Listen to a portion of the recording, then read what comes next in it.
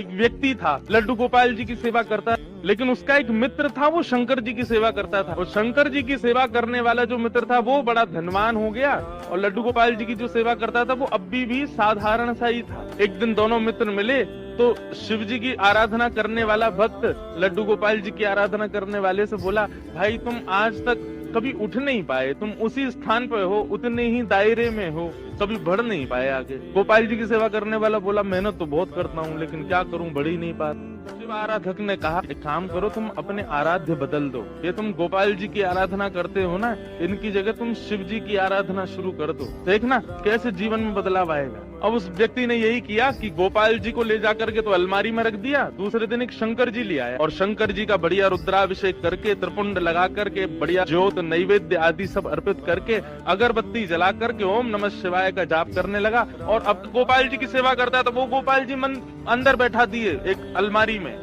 उनकी सेवा बंद, ओम नमः शिवाय का जाप करने लगा।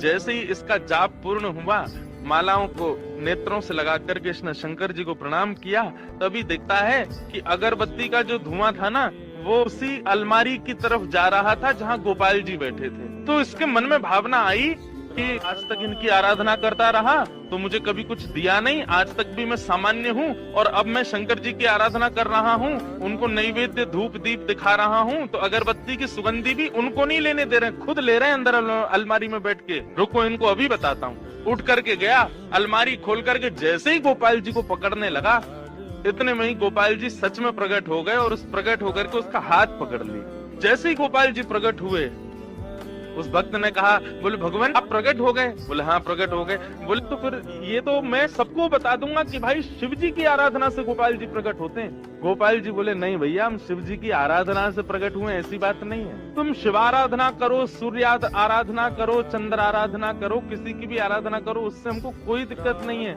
लेकिन आज हम प्रकट किस लिए हुए ये ध्यान से सुनना। आज तक तुमने केवल हमको अष्ट धातु की एक मूर्ति समझा दी, तुम्हारे मन में कभी ये भावना नहीं आती थी कि इनकी आंखें भी हैं, इनकी नाक भी है, इनकी जीभ भी है, इनके कान भी हैं, इनकी त्वचा भी है, इनके हाथ पैर भी हैं। परंतु आज जब वो अगरबत्ती का धुआं सहज ही मेरी तरफ आ गया तो तुम्हारे मन में ये भावना आई कि अगरबत्ती की सुगंधी मैं ले रहा हूँ, मतलब मैं जड़ नहीं हूँ, मैं चैतन्य हूँ। वास्तव में शिव आराधना ने मुझे प्रकट नहीं किया, तुम्हारे हृदय में जो चैतन्यता का भाव मेरे प्रति आया है उसने मुझे प्रकट किया। ये चैतन्य